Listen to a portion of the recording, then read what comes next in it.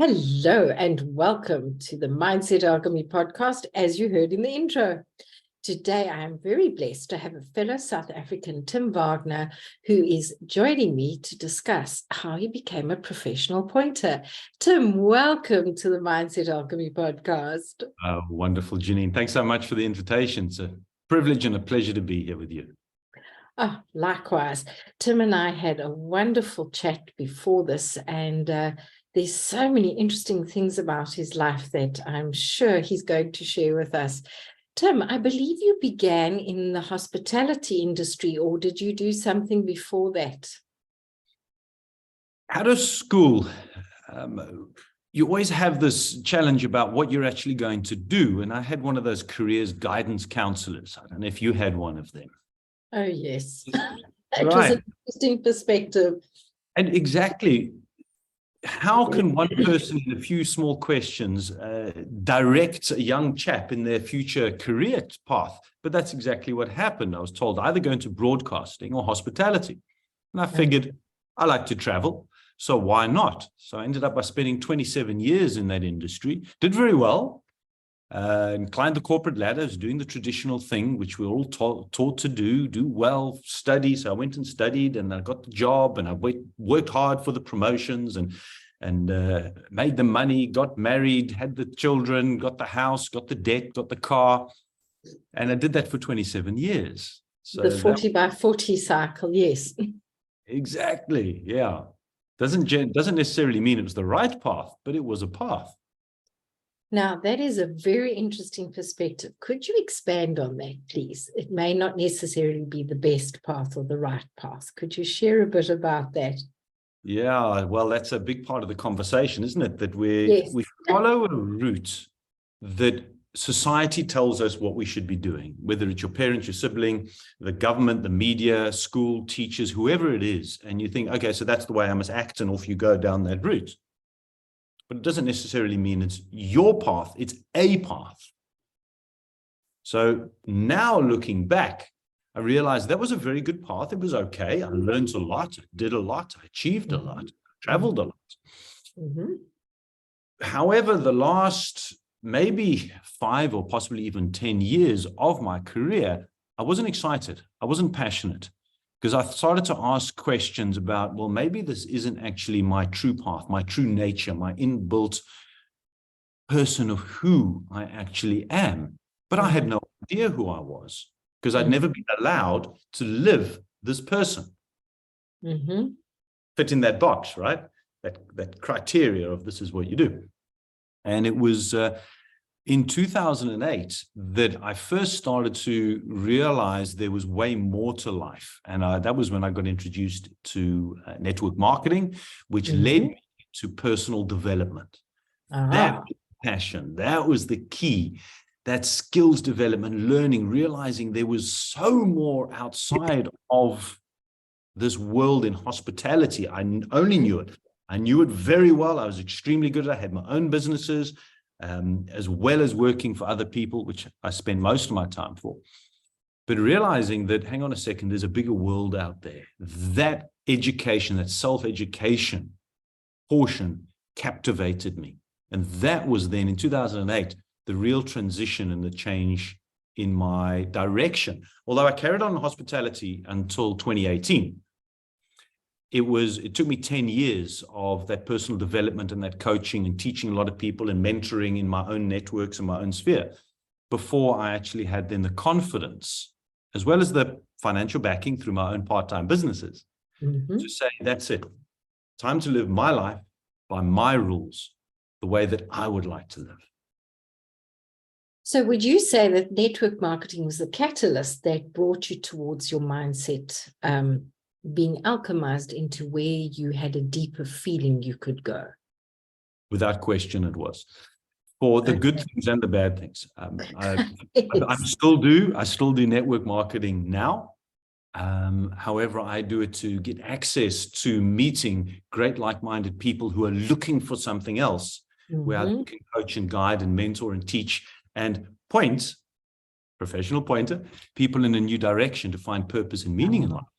So that's where it's led me to. So network marketing was the medium that got me into personal development and growth, and realizing that my core strength and ability and passion and energy and excitement, enthusiasm comes from sharing my story, sharing the lessons, disseminating and breaking down what people can quite naturally make complicated.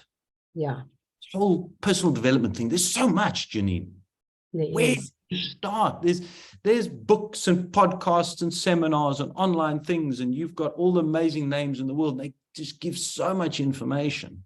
But how do you actually begin? So I like to disseminate this down into some simple processes and steps, and realize that people seem to be quite receptive to my stories and to my teachings.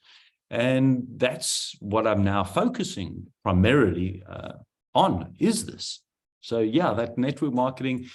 Also, when you look at it, isn't it an ideal environment where there's a product, a business model, mentors, people, coaches who have achieved. And so you've got this made in a box opportunity. But here was the question I had. How come only 1% of people truly achieve sustainable long-term growth and changes in their life? Why only 1%? That was a question I had for many years. And what I uncovered through my own journey was I was the 1%. I didn't have a problem. I was always energized, teaching, mentoring, coaching. I was always going. I was always after that next. Doesn't matter what the hurdle, the roadblock, the obstacle, the issue, everything was thrown at me. Didn't matter. I carried on anyway because I had a dream. I knew my why. I knew why. Or I thought I knew why. And I like that. You thought you knew why. Expand on that a bit. I thought I knew my why. When I became known within my networks as the why guy. I was teaching on why. I was on stage sharing with why. I'd sit with people and say, but why do you want this? Yes, we need money. Yes, I understand that, but why do you need the money? No, we've got to pay the debt. Yes, but why do you want to pay the debt? So I became known as the why guy, chatting about these things. So I thought I actually knew my reason and my purpose, and it was helping other people. Great. That's a great reason why. And it was a driving factor of mine for many, many years. What the puzzle was, how come 99% of people, when hit with a roadblock, an obstacle, go back to default status? They fall back into the pattern that they're actually trying to break out of. They go back to the job because it's secure. I think the last 3-4 years has shown that that's a fallacy. It's fake. Right? Complete. But people fall back into that. And how many people now, even after having gone through a huge amount of personal trauma, pain, financial pain, loss pain in the last 3 or 4 years, have now fallen back into this false security of, sure, I've got a job. Okay, let me just look after this. Because they hit a roadblock in wanting to live the life that they want, and they went back to default. And here's what I discovered. And it's happened after I was going through a lot of courses of my own. I took on a personal coach, and I attended a lot of workshops. Some were paid, some were free. There's a lot of free material out there if you know where to look for it. And however, cutting a check for speed is most definitely a key aspect. I've learned that. Find the value. Yes. And I went through an amazing program by Dr. John DeMartini. Where you've probably heard of him, but if the listeners haven't, that's somebody worth. Oh, yes. I loved his work. I love his work. I'm currently actually working through one of his books as well. I love reading his stuff. Yes, so it's interesting. So what came forward for you? After I did one of his workshops about 1.5 years ago, to discover your value, your inbuilt values and your inbuilt purpose. Again, not what society told us who you are, but who you actually are by nature inside. Right? Once you discover this, and when I realized, I had my own personal realization, those epiphany moments, like, this is it. It felt like there was a piece of the puzzle for the first time, which slotted in. And it was the understanding that if you have a strong why, your reason, but it's not aligned to who you are, Yep. you'll go back into your default status of what society's told you to do. As soon as you know who you are as a person, that's your purpose in life, that's your value principles in life, and you combine that with your reason why, you become absolutely unstoppable. Love it. And that's what personal leadership is. Self-leadership is understanding your why. Personal leadership is bringing it into alignment with who you are, those core values, and the essence of who you are. Now, that leads me to the next question. So often we think we know who we are, and yet we are unavailable to who we really are. What has your experience been with this? Sure, quite an interesting transition. When I worked through the workshops and I had a coach who I could share and speak with to verbalize it is such an important aspect. It's great, pen and paper, critical, can't see my pen, essential. But then to verbalize and speak through it, that's when you start to really move from the conscious brain to the subconscious brain, and you start to own it. Huge difference. That what's called the monkey mind, that conscious brain, the one that tells you all the answers, that gives you that says, this is the answer, that's the answer. To break down from that, you can do it through meditation, sure, most definitely. I meditate, I have done for many, many years. But verbalizing it and chatting with a coach on it, somebody who's been that path before, a mentor of yours. So we always need mentors in life. Really helps move it moves you into a different feeling and a different understanding. Yeah. But Janine, here's what I discovered. I actually knew my path. Let me rephrase that. I was on my path. I was in the correct journey. I just didn't know it. So you basically were following your whisper. I like that. I was following my whisper. And when it moved from being more than a whisper, it was a self-actualization and a realization, oh, my life, I am actually on my right path. Now I know. Because knowing is the most important aspect of it. It's more than a realization or an understanding. To truly know, that's the moment I became, this is what I'm meant to be doing. Now I can focus and I don't have to jump from this and that and find the next shiny object and look for this next opportunity or do that or do this or jump there and listen to that. Now I know. So everything that I'm now bringing to my world and my life, if it's aligned to my purpose, to this cause, to this calling, to this knowing, I adopt it and I do it and off I go. If I look at it and I go, is it aligned? And the answer is no. Then I can, with ease and joy, say to somebody, no. Not only that I don't feel bad, but that they actually appreciate the fact and respect the fact that I'm not going to lead them down the path and procrastinate or hesitate, because I say, no, I know where I'm going.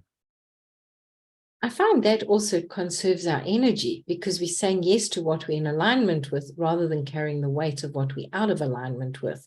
Again, coming back to your being a pointer, pointing people towards their core value, and myself helping them understand that when they lead themselves in the direction they're meant to go, it makes such a difference. What has your experience been within leadership? Leadership has been a natural thing of mine, although I didn't know it right when I first started working.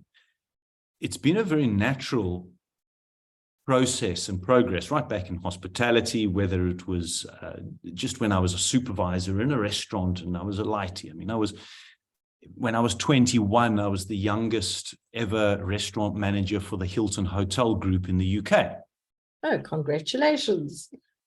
It nearly put me in hospital, I might say, because I didn't know how to handle the stress. But yes. I was given this leadership opportunity to then go and lead people. I personally never liked the management thing. Yes. Do that. I did it for many years. And I did it very aggressively. I could tell some stories, which right now maybe I won't go down the path of what I used to be like. Yes. My wife likes to relate sometimes onto those stories, and I go, no, that wasn't me. And she said, oh, yes, it was. But it was that process to change from being a manager, which was more of a dictator. Mm-hmm. Let's be honest, business is dictatorship. As an Mm-hmm. employee, you would do what you're told and off you go. And if you don't, you get into trouble. Mm-hmm. Right. Broaching and moving out of that, still working in the corporate world, was a mindset shift of mine, where for probably the last 5 to 7 years when I was working in a business, and people would say, well, Tim, what do you do? I would say, I provide an environment for people to be the best versions of themselves. Beautiful. I just happen to use hospitality to do it. Mm-hmm. That was when it became leadership and not management. Mm-hmm. Mm-hmm. That points to me, talking about the pointer, when you were in management, you were out of alignment with your core values. Whereas when you were able to step into leadership, you stepped into what is aligned with yourself, and that is what shifted your energy. Now, that was quite a large step from there into coaching. Well, not really. You were practicing in the one part, and now you are actively applying it. What was the shift for you? It was it's a transition, although there's quite a clear defined decision point. Mm-hmm. The transition was continuing to do things which weren't serving me well. So for the last 6 years, I've been working in online businesses. So I fired in 2018. In fact, in next week, it'll be 5 years since I fired my last boss. I was working for a narcissist. I said, that's it. A few choice words, which I won't put on your podcast. You can fill in the gap. I appreciate it. We'll keep it clean. We'll keep it clean. And I said, that's it. Time to live my own life, as I've already shared with you. However, I didn't know at that point where I was really going to go. So I was doing a lot of online businesses, a lot of trading cryptocurrencies. I was learning a lot about it, teaching trading in cryptocurrencies, doing investments. And I made a lot of money 4 times. And I don't call it lost a lot of money. I had very expensive university fees 4 times. Yeah. As quickly as the money came in, it left just as quick. And sometimes more left than actually came in. Mm-hmm. Mm-hmm. It was then a process of me saying, but hang on a second. Tim, there's a message in this. Mm-hmm. And the message is, I'm an expert at losing money. What a painful message. Perhaps that's not my path. Yes. Yeah. So a huge change in mindset, and you've perhaps heard this before, and I'm sure listeners have as well. Don't chase the money. You're not doing it to chase the money. When I was working in my last business that I was running for 7 years, I was chasing the money. I sold my soul to the devil. Mm-hmm. I absolutely did. There could be Hollywood movies written about what I did in the last 7 years in my corporate world. And I left there still chasing the money because of this promise in this world of online businesses that you can just get rich quick stuff and all these things and you can make all this money. Oh, I did very well, but as I've already said, it came in and left. So that was a transitional stage of mine to then say, but hang on a second, where am I actually going with my life? And it was it was then at the age of 49 that key realization said, this is where you must go. Mm. And then last year, turning it into a business where I said, right, now I'm going to start to take myself seriously and monetize my knowledge so that other people see value and I see value in myself. Yes. It's also about an energetic exchange. People very seldom value what they get for free. I've experienced that in my business, whereas even if it's a nominal charge, and that's something I also learned, you can only give people to the capacity they're prepared to pay for. So it comes down to capacity. And when you were talking about the money, I've seen that over and over again. People can only retain money that they have the capacity to hold. And very often, because people want to do what society calls quantum leaps, they go backwards. And that's why more leaves than comes in. And it happens with us energetically. We go back to habits that no longer serve us. Now, Tim, you got into coaching. You're also doing breath work, which I am absolutely passionate about because of the difference it makes in life. What made you look at, not that it made you, what attracted you? What was the whisper that took you towards NLP? Neuro-linguistic programming, for those new to the phrase. So the NLP came about when last year I was having a look at who I want to become. So instead of having just a goal to say I want to be an effective, well-known, acclaimed, recognized coach, that's not solid enough. That doesn't give you solid enough grounding to then take you from where you are to being this coach. There's a whole journey. There's that path, sort of like the GPS, if you want. GPS says, where are you? So GPS says, okay, you are here. I want to now drive to Johannesburg. Okay, so GPS says, now you've got the journey, the route to get you there. Okay, that's great. But if you just have a goal without knowing who, so when I then said, okay, if that is who I want to be, who can I mirror myself with? And one of the key people is Tony Robbins. Okay. So then I say, right, what skills does Tony Robbins have that I need so that I can then aim to being that who? And one of the things is he knows NLP. He's an NLP practitioner from decades ago. Great. What do? If I want to be that, I need to become an NLP practitioner. Okay. What else does Tony Robbins know? He uses breath work. So at the same time as I'm discovering this, I came across the Breath Masters Academy. And I went on one of their workshops. The first one I did in August of last year, I think it was absolutely profound about how important breath is. That we do from unblocking all that stress and the strain to just getting focused or being energized. Breath is the most important aspect of our lives, yet we understate it. And I thought, wow, I'm hooked. So I got hold of the breathwork guys, and it's quite profound how the journey then happened. So when I had a long discussion with them, I said, I need to learn more. I want to learn more. They said, great, we've got a 10-week program where you can get certified to being a breathwork practitioner. I said, I'm there. What do I need to do? Great, Tim, you must put $5,000 down. Wow. Okay. All right. $5,000. I'm going to bring that into my life. I'm going to create this. I'm doing this. Don't know how. That is immaterial. I'm going to do it. And so I put it out there. I shared it and I said, I will do breath work to become a practitioner.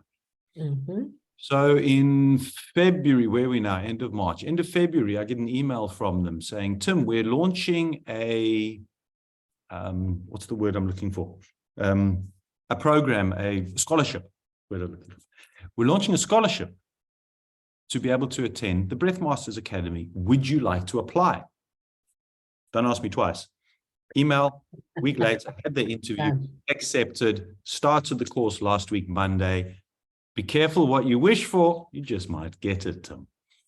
So now I'm starting this journey as a wonderful add-in to my coaching. It's Ginny, and you're very receptive on these things. I'm learning a lot about laws of attraction and about energy. It's a completely new sphere of mine. But to sit with somebody to try and help them progress in the next stage when they are breathing from here because it's stress. Yes. And habit. Habit, forgetting how to breathe, forgotten how to breathe, haven't learned. Breathing should be taught in school. Really, it should be.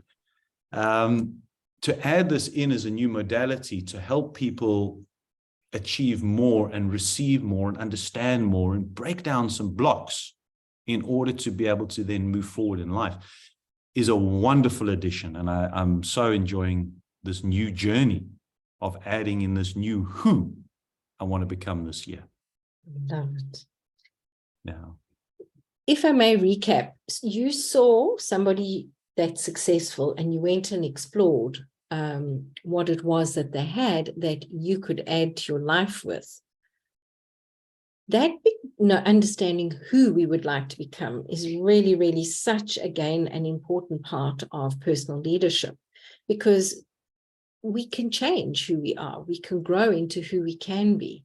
And that is such an important aspect of life, and coming back into alignment with ourselves and with our passion and with our purpose. I would just like to add at this point, people, those of you who know me know I have a challenge with the word why. And did you notice Tim used it in an expansive way? He didn't use it in a way that asked what he couldn't do, because remember, the word why keeps you looping. So you'd like to be aware of what you're looping. And Tim was very careful to loop what he desired to have in his life, desired where he would like to go to. And Tim, am I correct in saying this is what helped you move towards the choosing of whom you would like to become? Yeah, without question. To understand how to ask the right question is key to unlocking the path, which is there all along, but you just never knew it was. And often having somebody who understands a little bit about NLP, back to the neuro-linguistic programming, and how to ask the right question to get the subconscious brain thinking, where the conscious mind says, I don't know the answer, I'm going to give up with this one and hand it over to you.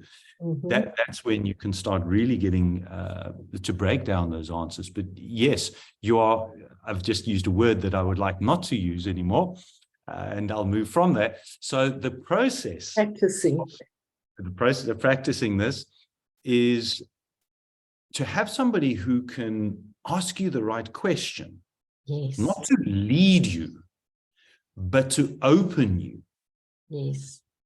Is a very key one. In sales, I've been in sales for all my life, for years in sales. And in sales, you ask questions to lead the person that you want to buy down a certain route. And that's a different style of questioning to what we're asking. Very, very different approach. So having somebody who can ask those questions, which are the open-ended, the ones which are going to give the thought to the moving forward in the direction that feels right and feels good for you. It's also a skill, and I'm a student of that. I'm not there yet. I'm on my way. It's something which I personally believe is a constant journey of learning. It never stops. Where would you like your journey to take you in the next few years? On that point, please, could you share about your wonderful workshops? Oh yes, I love doing these things. Every time to share and teach and just to share. I think that's such a big part of it. The last Thursday of every month, I collaborate with 3 other coaches from around the world that I've met. So we try and really have a group of international speakers who are experts in their own niche field. And tonight I'm actually running the 3rd one, where it's all about helping everybody maintain focus on their dreams and goals for 2023. And you start out in January every year with that fated New Year's resolution, right? Yeah. Now, you and I we're a little bit more understanding of how it works. So those New Year's resolutions, we understand why they don't. Let's just call it a dream and a goal. Every year we start and we say, this is what I'd really like to achieve, who I'd like to become, what I want to do, where I want to go in 2023. But by the 3rd week in January, what's happened to that? Most people have disappeared. They don't even remember the goal they set. 100%. So the idea of this workshop is the last Thursday of every month to bring ourselves back into alignment and focus. And also not only the physical thing of what we're doing, but also energetically and emotionally saying, as a reminder, this is where I'm going. But then it's a workshop to give physical tools and things for people to do, to take away. So it's a free workshop. This we absolutely do. This is our service for free. and where you can connect. So we've got some amazing guys this evening. There's 2 Canadian speakers and one gent from the US. Sometimes they're from Europe, sometimes South Africa. It depends who's coming on board. And I'd love for people to just jump on and join these. I love doing them. It really takes me back as a reminder for why I'm doing what I'm doing. So the saying is, if you want to learn something, you teach it, right? Yes, definitely. And I learn every single time from putting these together. Yeah, so that's what we're doing. Well, by the time this particular episode launches, you'll be able to join the April one. So put it in your diary, the last Thursday of the month. I'm not sure what the date is, and I expect to see at least some of you there. Tim, it's been such a gift having you. If you could offer one thing to our audience, what would that be? Last year, when I was starting my new journey, my motto was, do it anyway. Love it. I'm not ready. Do it anyway. There's no one joining my course. Do it anyway. I don't have enough material. Do it anyway. I feel nervous. Do it anyway.